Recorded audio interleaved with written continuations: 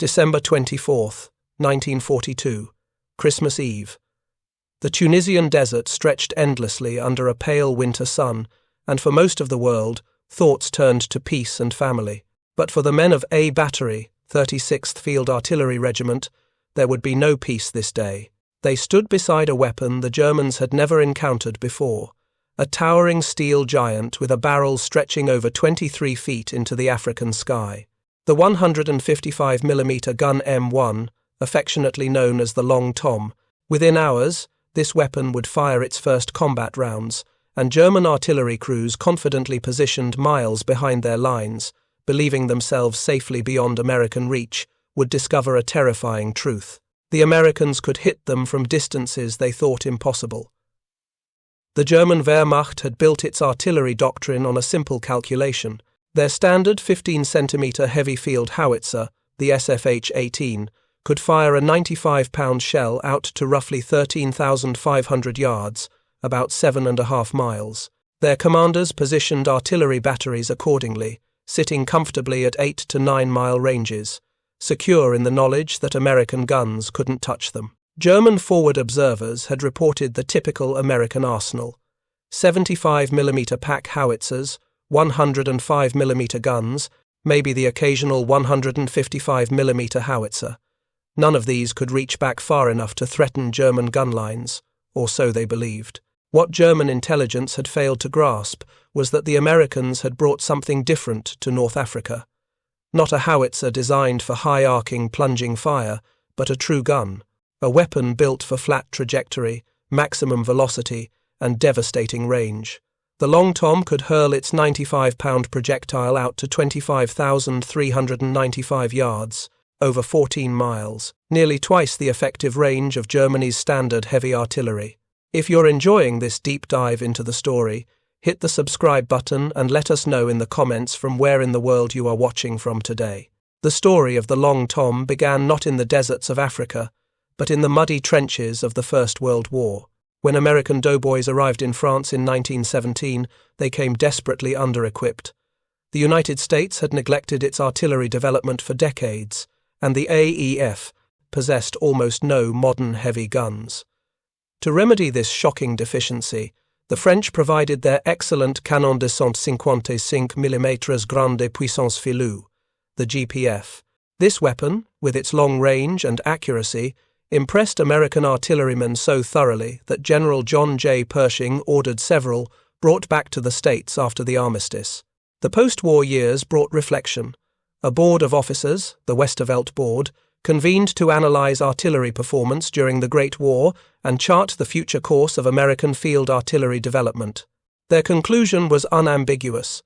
The French GPF should serve as the foundation, but America needed something better, something with a range approaching 15 miles, the ability to elevate from 0 to 65 degrees, a projectile no heavier than 100 pounds, and a carriage mobile enough for mechanized warfare. The specifications were ambitious, perhaps too ambitious for the budget-starved military of the 1920s. Throughout that decade, engineers at Watervliet Arsenal laboured in obscurity, producing prototype after prototype. The T3, the T4, each iteration attempting to squeeze more range, more accuracy, more reliability from the basic design. But funding evaporated with each economic downturn, and projects stalled. By the time Adolf Hitler rose to power in Germany and began his massive rearmament, the American prototype sat incomplete, a dream deferred by peacetime penny-pinching. It wasn't until 1938, with war clouds gathering over Europe, that the design finally solidified. The 155mm gun T4 mounted on carriage T2 was standardized as the M1. The new weapon married the proven barrel design of the French GPF, with a revolutionary British Asbury breech mechanism and an entirely new split-trail carriage. This carriage, designated M1, featured 8 road wheels mounted on 4 axles at the front, with a 2-wheel limber supporting the trail ends. In firing position, the wheels lifted, lowering the entire assembly onto a stable platform that could absorb the tremendous recoil forces generated by the gun's high-velocity rounds. The engineering was elegant. Two hydraulic cylinders, mounted diagonally along the barrel's length, balanced the massive ordnance and controlled recoil, allowing the gun to fire its 100-pound projectiles at over 850 meters per second, faster than the velocity of the German 88mm that would soon terrorize Allied armor. The carriage allowed 60 degrees of traverse and 65 degrees of elevation, giving the gun both the range of a heavy artillery piece and the versatility to engage targets at almost any angle. By 1940, with Europe already at war, production began in earnest. 3 guns rolled off the assembly line that year, 62 more in 1941. These were cautious numbers, the production of a nation not yet committed to total war. But with Pearl Harbor and America's entry into the conflict, the factories awakened. 439 guns in 1942, 598 in 1943. The Long Tom was becoming the backbone of American corps-level artillery, and it would equip 49 battalions before the war's end.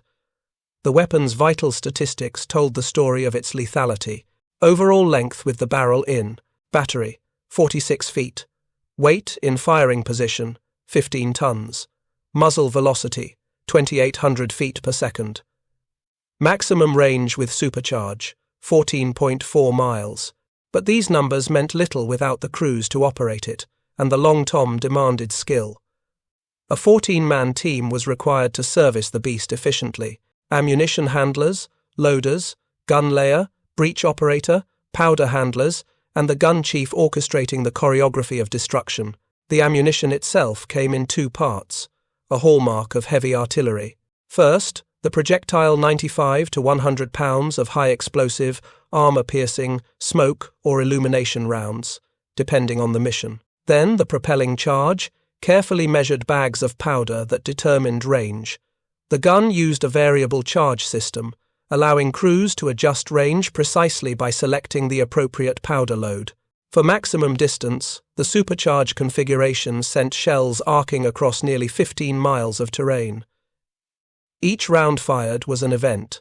The crack of ignition, a sound so sharp it split the air like cloth tearing. The massive barrel recoiled backward, absorbed by the hydraulic cylinders, then eased forward again into battery. The concussion wave rolled outward, slapping observers in the chest even at 50 yards distance. And then, seconds later, depending on range, the distant crump of detonation, target destroyed. Position neutralized, enemy silenced. Transport posed the Long Tom's greatest challenge. At 15 tons, the gun couldn't be manhandled into position like lighter pieces. It required heavy vehicles, initially the Mach-No 6x6 7.5-ton truck, later supplemented by the tracked M4 high-speed tractor. This tracked vehicle, produced by Alice Chalmers starting in 1942, weighed over 14 tons itself, but could tow the Long Tom at speeds up to 33 miles per hour on decent roads. The M4 also carried ammunition in, racks built into its cargo space, and could transport the 10-man detachment plus the gun chief. Emplacement required precision and time. Once the prime mover positioned the gun, crews would lower the spades, the large steel plates at the end of each trail, into pre-dug holes. The wheels would be cranked upward, setting the firing platform solidly on the ground. Ammunition had to be unloaded from the M21 ammunition trailer, a specialized 2-wheel carrier that held 72 rounds plus propelling charges. The entire process, from arrival to first round fired, took roughly 30 minutes for an experienced crew. 30 minutes during which they were vulnerable, exposed, working frantically to transform a road-bound artillery piece into a firing weapon. But once emplaced, the Long Tom was devastating. Its accuracy at maximum range exceeded that of comparable German weapons.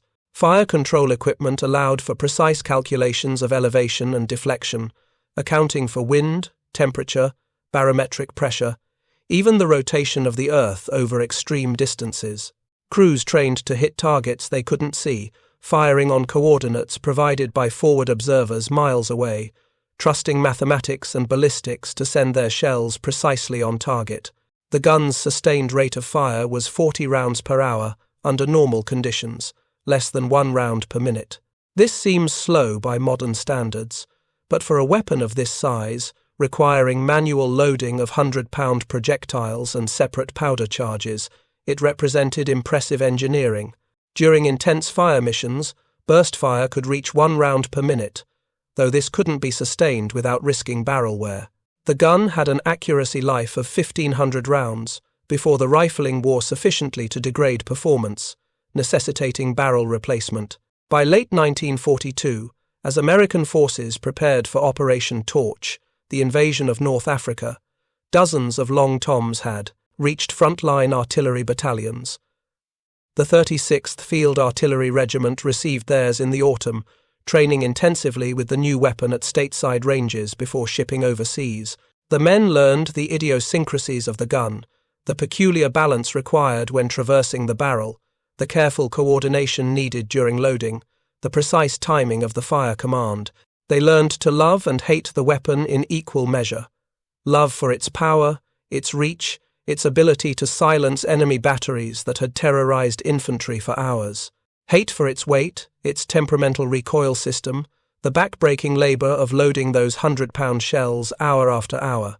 The gun demanded everything from its crew, and in return, it gave them the ability to dominate any counter-battery duel. As A battery prepared for its combat debut that Christmas Eve, the crews knew they carried more than just a weapon. They carried a secret. The Germans believed American artillery inferior, shorter-ranged, less sophisticated than the Wehrmacht's vaunted gun park. German officers had read intelligence reports, studied captured weapons, calculated effective ranges. They had positioned their artillery accordingly, confident in their safety margins. They were about to learn that their calculations were catastrophically wrong. The morning of December 24th brought the usual sounds of war, the distant rumble of tank engines, the occasional crack of small arms fire, the thud of mortar rounds impacting in the middle distance. German artillery, positioned miles behind the front lines, maintained harassing fire on American positions, secure in their belief that counter-battery fire couldn't reach them. At the American battery position, the gun chief consulted his fire direction center. Targets had been identified through aerial reconnaissance and radio intercepts. German artillery positions, supply dumps, command posts, all carefully plotted on maps, all calculated for range, bearing, and elevation. The Long Tom sat ready, its barrel pointed toward empty desert, but calculations showed it aimed at a German battery emplacement nearly 12 miles distant. The command came down: load, fire mission. The crew sprang into action with practiced efficiency. 2 men wrestled a high-explosive shell from the ammunition trailer, carrying it between them to the breech. The loader guided it into the chamber. The breechman swung the block closed, locking it with a metallic clang. Powder handlers presented the appropriate charges, carefully counted and verified.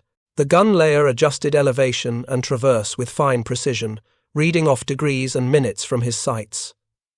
Ready. The gun chief scanned his crew, checking readiness.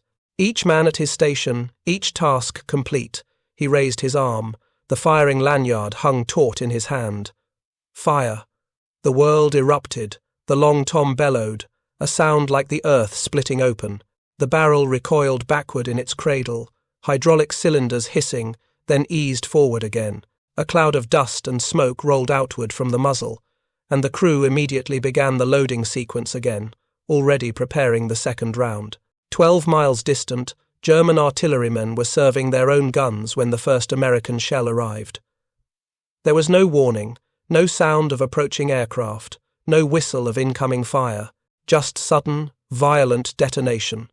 The 100-pound high-explosive shell struck directly in the battery position, scattering equipment and men. A second shell followed, then a third, each precisely placed, methodically destroying guns, ammunition stores, command posts. The German battery fell silent, its guns wrecked, its crew scattered or killed. And in positions all along the Tunisian front, German officers began receiving panicked reports. American artillery was firing from impossible ranges. Positions believed safe were being destroyed. The comfortable distance that had protected German gun lines had evaporated. The Long Tom had announced its presence on the battlefield, and the Germans would never again feel safe behind their own front lines. The weapon that intelligence had dismissed, that calculations had deemed impossible, was real. It was accurate. And it could reach farther than anything in the German arsenal. As Christmas Eve faded into Christmas Day, A Battery continued firing, systematically working through target lists that had been building for weeks. Each shell that landed miles behind German lines represented more than destruction. It represented a psychological shift, the erosion of confidence, the growing realization that American artillery was not the primitive force German officers had been taught to expect. The Afrika Korps prided itself on technical sophistication.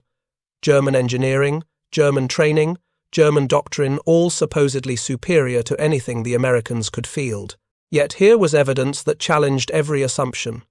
An American gun that could shoot farther, hit harder, and operate with greater precision than intelligence had predicted. Reports began filtering up through German command channels. An American heavy gun, possibly 155mm caliber, demonstrating unexpected range. Could the Americans have secretly developed a new weapon? Had they captured German equipment and reverse-engineered improvements? Or had intelligence simply been wrong from the beginning? The truth was simpler and more damning.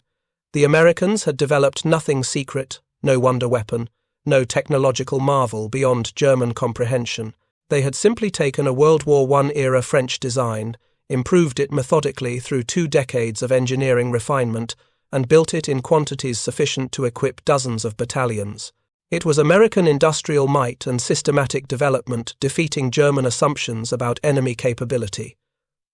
For the men of A Battery, that Christmas was memorable not for celebration but for exhaustion. They had fired dozens of rounds, each requiring the same back-breaking labor, the same careful precision. Their ears rang despite the cotton stuffing they'd wadded into them. Their shoulders ached from handling shells. Their eyes burned from powder smoke. But they had proven their weapon, and in doing so, they had changed the calculus of the North African campaign. The Long Tom would continue proving itself throughout the Tunisian battles. It would fire on German positions at Kasserine Pass, at El Guettar, at Hill 609. Each engagement added to its reputation, and each engagement forced German artillery to reposition farther back, sacrificing their own effective range to escape the reach of American guns. What began in the Tunisian desert on Christmas Eve 1942 would echo across every battlefield where American forces fought. The Long Tom would deploy to Italy, to France, to Belgium, to Germany itself. It would fire in the Pacific, from jungle positions against Japanese strongpoints. It would serve in Korea. It would influence artillery development for decades. But on that Christmas Eve, none of that future was visible. There was only the gun, the crew, the target, and the mission. Fire. Reload. Fire again. Hour after hour, day after day, until the enemy fell silent or the ammunition ran out. This was the reality of heavy artillery warfare, and the Long Tom excelled at it. By early 1943, German artillery doctrine began shifting in response to the American threat. Battery positions moved farther back, increasing the safety margin but decreasing effectiveness against American infantry. German counter-battery fire became less effective, unable to reach the Long Toms that harassed them constantly. Forward observers reported with frustration that American heavy guns seemed immune to suppression. The psychological impact spread beyond artillery units. German infantry, already struggling against American air power and armor, now faced the reality that even rear area positions weren't safe. Shells could arrive from nowhere, devastating supply dumps, command posts, rest areas. The Americans had reach, and they were willing to use it. Italian forces fighting alongside the Germans were particularly demoralized. Their own artillery, already inferior to German weapons, now seemed hopelessly outclassed by American guns. Reports from captured Italian officers revealed deep pessimism about the war's outcome. If the Americans could bring such firepower to North Africa, what would they field when the fighting reached Europe proper? The Long Tom's effectiveness in North Africa validated every dollar spent on its development.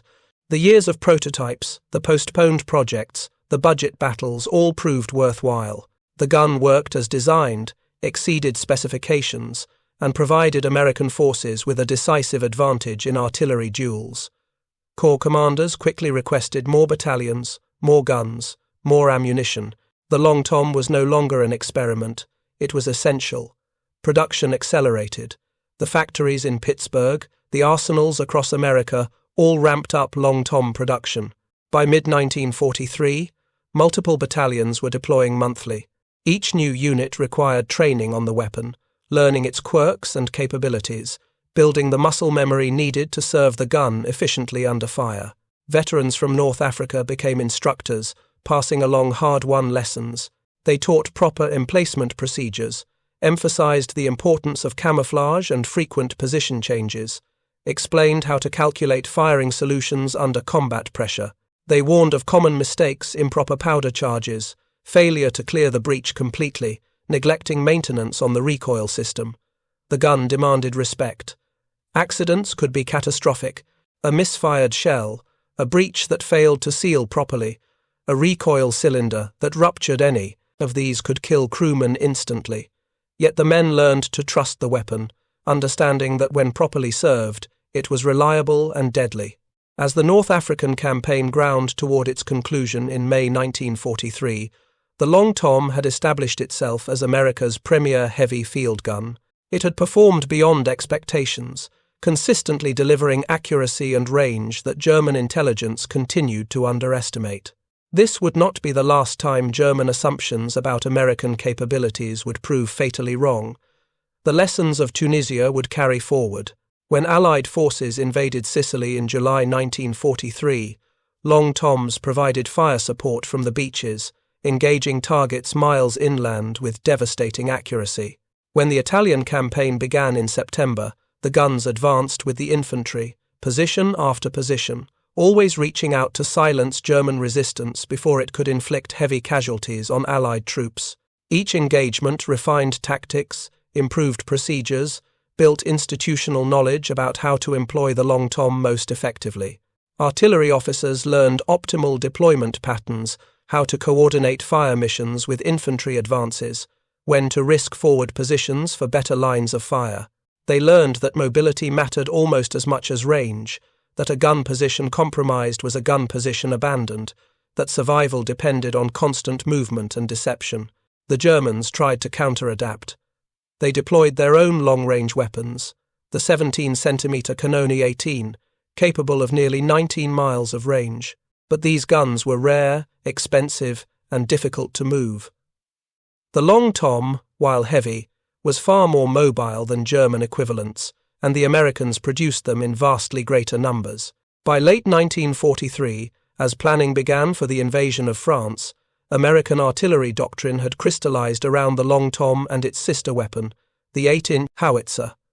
Together, these formed the core of corps-level artillery, capable of reaching deep into German rear areas, disrupting logistics, destroying command posts, and most critically, defeating German artillery in counter-battery duels. The stage was set for the weapon's greatest test, not in Africa's desert, not in Italy's mountains, but in France's hedgerows and forests, and ultimately in the frozen hell of the Ardennes. There, the Long Tom would face Germany's last desperate offensive, and there it would prove that range, accuracy, and industrial might could defeat even the most determined assault. The dawn of June 6, 1944, brought the largest amphibious invasion in history. Operation Overlord, the Allied assault on Normandy, required every advantage the Allies could muster. Among the first waves of equipment to reach French soil were Long Tom battalions, their guns hauled ashore through the surf, manhandled up the beaches, and emplaced in hastily dug positions among the hedgerows. Within hours of landing, the Long Toms were firing. German positions miles inland, artillery batteries positioned to rake the beaches, command posts coordinating the defence all came under precision fire from guns the Germans hadn't expected to see so soon. The Wehrmacht had calculated that heavy American artillery would take days to come ashore, that the initial invasion forces would lack the firepower to suppress German artillery effectively. Once again, German assumptions proved wrong. The Long Tom's mobility, despite its weight, allowed rapid deployment. Crews worked around the clock, moving guns forward as the beachhead expanded, always pushing to bring more German positions within range. The bocage country of Normandy, with its dense hedgerows and narrow lanes, created challenges for armour and infantry alike. But artillery could fire over these obstacles, and the Long Tom's flat trajectory meant its shells arrived with devastating velocity. By mid-June, 40 Long Tom battalions were operating in the European theatre, their guns spread across the expanding Allied front. They provided fire support for infantry advances, engaged German armour concentrations, and most critically, dominated counter-battery duels. German artillery officers, already struggling with ammunition shortages and Allied air superiority, now faced an opponent that could reach them from distances they couldn't return fire. The psychological effect was profound. German gunners, trained to position their batteries at ranges that balanced safety with effectiveness, found no safe distance existed anymore. Move too far back, and you couldn't support your own infantry. Stay close enough to be effective, and American Long Toms would find you, bracket your position, and destroy your guns before you could displace. Captured German documents from the Normandy campaign reveal mounting frustration. Artillery officers complained that American counter-battery fire was uncannily accurate, arriving within minutes of a German battery opening fire. What they didn't understand was the sophistication of American fire direction centers, the coordination between forward observers and artillery units, the speed with which target data could be processed, and firing solutions calculated. The Long Tom was deadly not just because of its range, but because of the system surrounding it. As summer turned to autumn, Allied forces broke out of Normandy and raced across France. The Long Toms moved with them, leapfrogging forward in carefully orchestrated movements. One battalion would displace while another provided fire support, ensuring continuous coverage. The Germans, falling back toward their homeland, couldn't establish stable defensive lines because American artillery could reach deep into rear areas, disrupting supply, destroying reserves, preventing the Wehrmacht from concentrating forces for counterattacks. By September 1944, Allied forces had reached the German border. The easy victories were over. The Wehrmacht, fighting for survival now, stiffened its resistance. The Siegfried Line, that massive belt of fortifications built in the 1930s, presented formidable obstacles. Concrete bunkers, interlocking fields of fire, extensive minefields, all defended by troops who knew they were protecting their homeland. The Long Tom proved invaluable in reducing these fortifications. Armor-piercing shells could penetrate the thick concrete of pillboxes, while high-explosive rounds collapsed bunkers and destroyed gun positions. The gun's accuracy allowed it to engage individual fortifications systematically, working through defensive belts with methodical precision. German defenders, accustomed to sheltering inside supposedly impregnable concrete structures, discovered that nothing was impregnable against sustained fire from heavy artillery. But as autumn deepened into winter, the Allied advance stalled. Logistics stretched thin. Fuel shortages hampered operations. The weather turned miserable, with cold rain and fog grounding aircraft and turning roads to mud. The front lines stabilized, and both sides prepared for what they assumed would be a winter of limited operations. In his headquarters deep inside Germany, Adolf Hitler was planning otherwise. Throughout October and November, with obsessive secrecy, the Wehrmacht assembled forces for one last desperate gamble. Operation Wacht am Rhein, later known to the Allies as the Battle of the Bulge, would concentrate Germany's remaining armour and elite infantry for a massive strike through the Ardennes forest. The objective: split the Allied armies, recapture Antwerp, and force a negotiated peace before Germany's total collapse. The Germans chose their target carefully. The Ardennes, that dense forest region straddling Belgium and Luxembourg, was considered a quiet sector. The terrain was difficult, heavily wooded, crossed by rivers and ravines, with few good roads. Allies had stationed inexperienced divisions there, units recovering from earlier battles or fresh from training, assuming the Germans lacked the strength for major operations. This assumption, like so many others, would prove costly. The morning of December 16, 1944, arrived cold and misty. A heavy fog blanketed the Ardennes, grounding Allied aircraft and concealing German preparations. At 5:30 a.m., More than 1,500 German artillery pieces opened fire simultaneously, their shells crashing into American positions along a 75-mile front. The bombardment lasted 90 minutes, devastating communication lines, destroying command posts, and sowing chaos among the unprepared defenders. When the barrage lifted, German infantry and armor surged forward. Entire American units were overrun in the initial assault. The 6th Panzer Army struck in the north, the 5th Panzer Army in the center, the 7th Army in the south. German commanders promised their troops they would be in Antwerp within a week. The offensive's first hours seemed to confirm this optimism. American positions crumbled, prisoners were taken by the thousands, and German tanks raced westward through the fog. But the Americans, though surprised, were not defeated. Isolated units held crucial road junctions, delaying German advances. Communication lines, though damaged, remained functional enough to alert higher headquarters, and critically, American artillery began responding to the crisis with devastating effectiveness. The Long Tom battalions deployed throughout the Ardennes were among the first to recognize the scale of the German offensive. Forward observers, retreating with infantry units, radioed coordinates of advancing German columns. Fire direction centers plotted targets, calculated firing solutions, and within minutes, Long Tom batteries were engaging targets miles behind the breakthrough points. At Elsenborn Ridge, on the northern shoulder of the German offensive, the 5th Corps established a defensive line that would prove crucial. Here, concentrated American artillery, including multiple Long Tom batteries, created a wall of steel that the 6th SS Panzer Army could not penetrate. German infantry, advancing in dense formations, were shredded by time-fused airburst shells. Armor concentrations, attempting to mass for breakthrough attacks, were scattered by precision, high-explosive fire. The Germans had expected to overrun this position quickly, opening a route toward Liège. Instead, they battered themselves against an immovable defense. The reason was simple.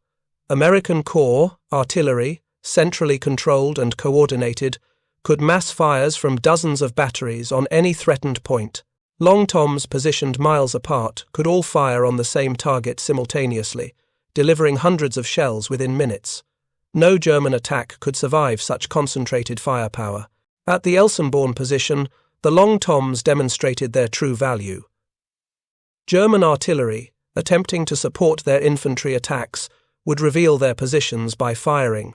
Within minutes, American counter-battery fire would arrive, delivered by Long Toms that outranged German guns by miles. Battery after battery of German artillery was destroyed, their crews never understanding how the Americans located and engaged them so quickly. If you find this story engaging, please take a moment to subscribe and enable notifications. It helps us continue producing in-depth content like this. The German offensive created a bulge in Allied lines, hence the battle's name, but it never achieved the breakthrough Hitler demanded. American resistance, though initially scattered, coalesced at critical points. Bastogne, that vital road junction in the center of the bulge, held out against repeated German assaults. St. Vith, another key crossroads, delayed German armor for crucial days, and all along the shoulders of the penetration, American artillery made the Germans pay dearly for every yard gained. The Long Toms fired continuously during those dark December days. Ammunition expenditure reached staggering levels. Barrels grew hot from sustained firing, requiring careful monitoring to prevent damage. Crews worked in shifts, sleeping in the snow between fire missions, their hands blackened by powder residue, their ears permanently damaged by the gun's brutal concussion. But they kept firing, kept moving, kept bringing steel down on German positions. The weather initially favored the Germans. Fog and low clouds prevented Allied aircraft from flying, negating one of the Allies' greatest advantages. But this same weather created problems for German logistics. Their tanks consumed fuel at prodigious rates, and captured Allied fuel dumps, which the German plan depended on, were destroyed by retreating Americans, or never captured at all. By December 20th, barely 4 days into the offensive, German spearheads were running out of fuel, and then the weather cleared. On December 23rd, the skies opened, and Allied air power descended on the stalled German columns with devastating fury. Fighter bombers attacked everything that moved. German armor, already immobilized by fuel shortages, was destroyed from the air. Supply convoys were incinerated. The few German aircraft that attempted to contest the skies were swept away by overwhelming Allied superiority. But even before the aircraft arrived, the artillery had been working.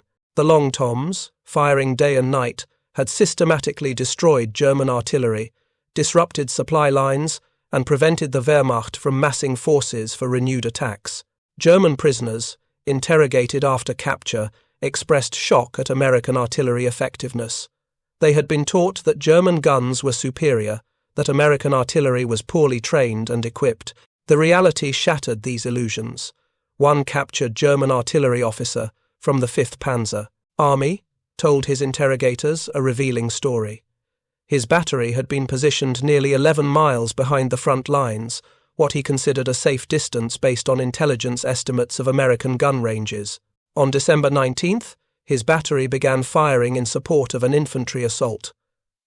Within 10 minutes, American shells began landing around his position. The first rounds bracketed the battery, short and over. The second salvo hit directly among the guns, destroying 2 pieces and killing half his crew. The third salvo finished the job. From first shot to complete destruction, less than 5 minutes. The German officer asked his interrogators how this was possible. How had the Americans located his battery so quickly? How had they fired so accurately at such range? How had their shells reached positions he believed were safe? The American intelligence officer simply smiled and said, "Long Tom." The German officer had never heard the name. He didn't understand that he'd been destroyed by a weapon his own intelligence services had either ignored or fundamentally misunderstood. This pattern repeated across the entire Ardennes battlefield. German artillery, positioned according to doctrines developed against enemies with shorter-ranged weapons, found itself systematically destroyed by American counter-battery fire. The Wehrmacht's own artillery support, already hampered by ammunition shortages, became increasingly ineffective, as batteries were forced to displace constantly to avoid destruction. By late December, the German offensive had stalled completely. The Bulge had been contained. American reinforcements, including Patton's Third Army from the south, were counterattacking, and the Long Toms, along with all American artillery, maintained relentless pressure on German positions. Every concentration of troops, every supply dump, every command post all came under fire from guns the Germans couldn't see and couldn't reach. The German 17th SS, Panzergrenadier Division, fighting near the southern edge of the Bulge, experienced the Long Tom's power firsthand. On December 26th, the division attempted to concentrate for a counterattack against advancing Third Army units. Forward observers from the American artillery spotted the concentration and called in fire missions. Within minutes, shells from multiple Long Tom batteries were falling among the assembling German troops. The bombardment lasted 40 minutes, during which over 300 shells landed in the concentration area. When it ended, the German division had ceased to exist as a fighting force. Survivors described the experience as apocalyptic shells arriving with no warning, detonating with crushing force, the ground itself seeming to erupt in flames. German commanders, filing reports to higher headquarters, repeatedly mentioned American artillery superiority. They noted the extreme range of American guns, the accuracy of counter-battery fire, the sheer weight of metal that could be brought down on any position. Some reports, written in desperation, suggested that American artillery was the decisive factor preventing German victory. These reports were accurate. The Battle of the Bulge demonstrated comprehensively that American artillery had surpassed German capabilities. The Wehrmacht, which had dominated European battlefields in 1940 with superior coordination and firepower, now found itself outmatched by an opponent with better equipment, better training, and industrial resources Germany couldn't hope to match. The Long Tom symbolized this superiority. Here was a weapon developed methodically, produced in quantity, deployed effectively, and integrated into a sophisticated fire support system. It represented American industrial might, systematic development, and tactical flexibility. The Germans had assumed American artillery would be adequate at best, possibly inferior. Instead, they faced weapons that exceeded their own in every meaningful category. By January 1945, the bulge was being erased. American forces counterattacked relentlessly, pushing the Germans back toward their starting positions. The Wehrmacht divisions that had begun the offensive with such confidence were shattered. Thousands of German soldiers were dead, wounded, or captured. Hundreds of tanks and guns had been destroyed, and critically, Germany's last operational reserves had been consumed in a failed gamble. The Long Tom batteries that had sustained the defense now supported the counter-offensive. They advanced with the infantry, providing fire support, engaging German positions, maintaining the pressure that prevented the Wehrmacht from establishing stable defensive lines.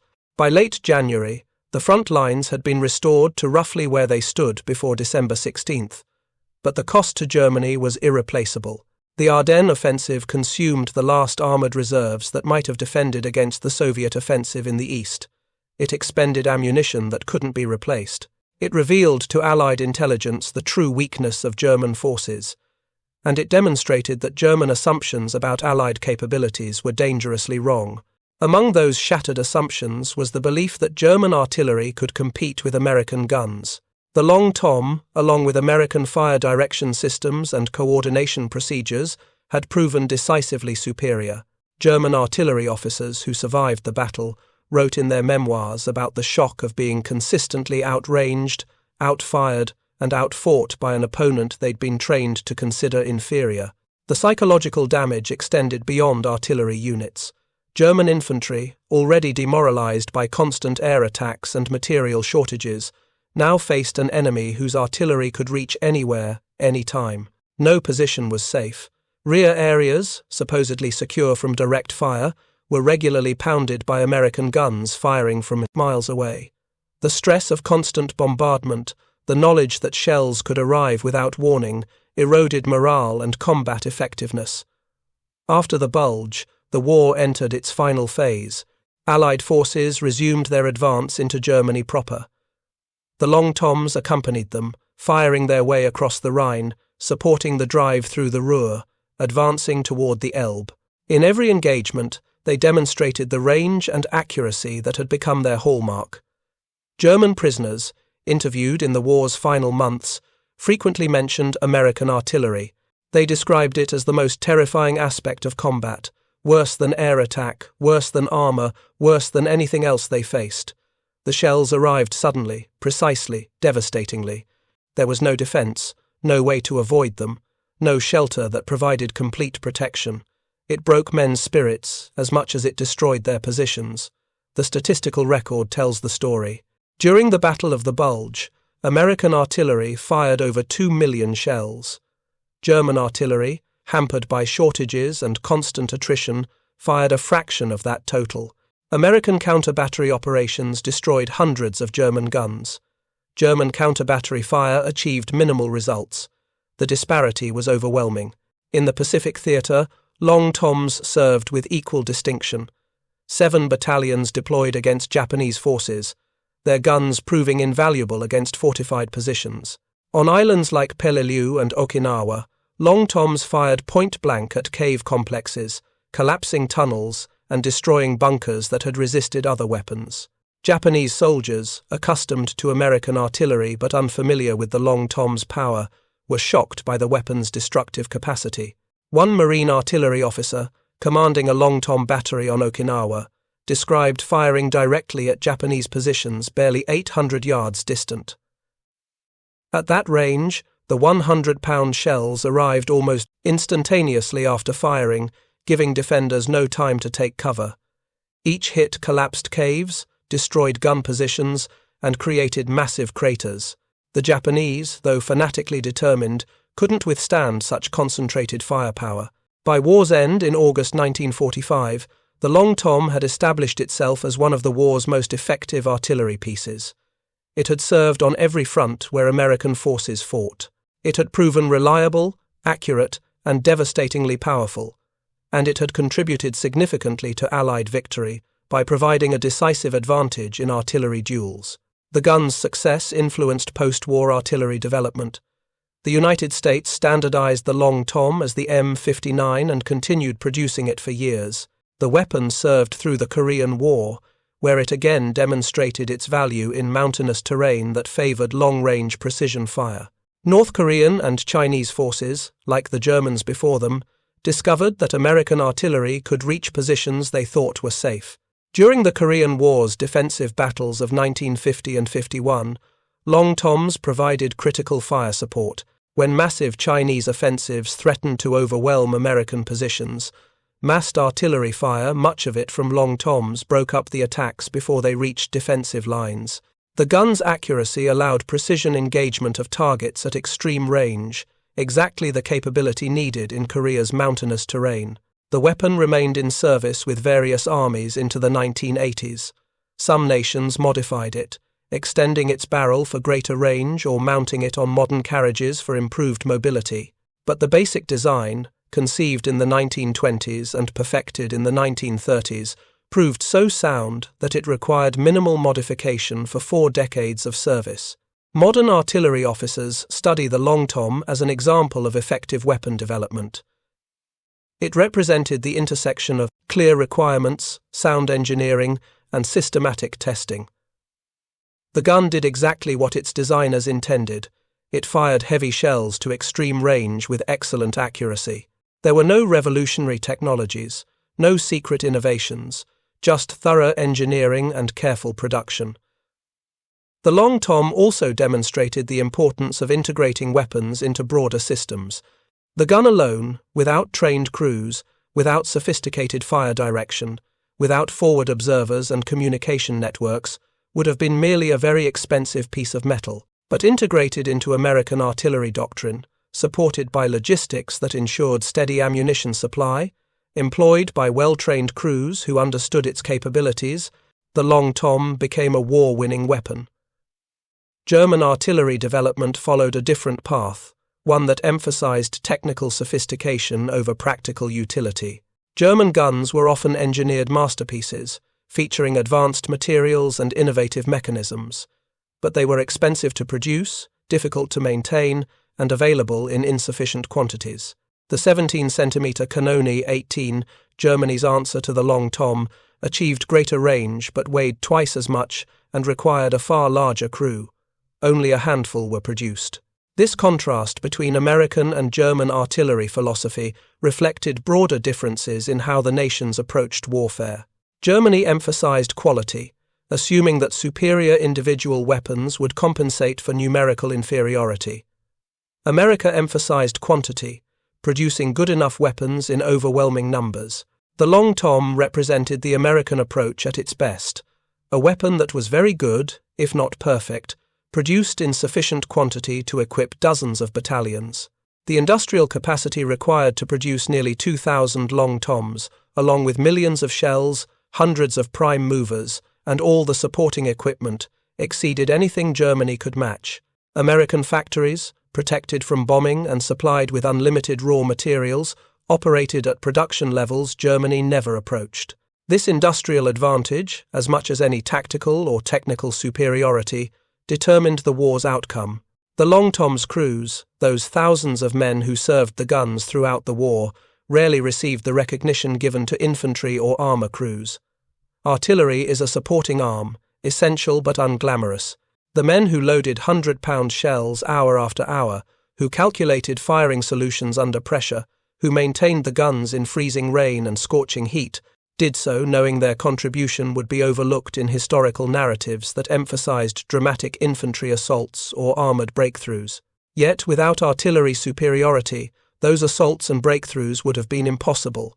The Long Tom and weapons like it provided the foundation for Allied success.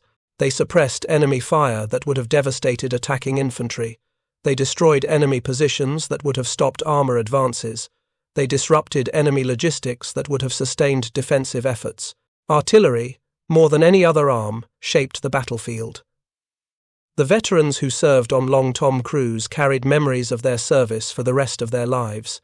They remembered the brutal physical labor, the constant noise, the terror of being under counter-battery fire. They remembered the satisfaction of a perfectly executed fire mission, the knowledge that their shells were supporting troops in contact, saving American lives. They remembered the camaraderie of crew who depended on each other absolutely, where one man's mistake could kill everyone. Many veterans, interviewed in their later years, expressed pride in their service.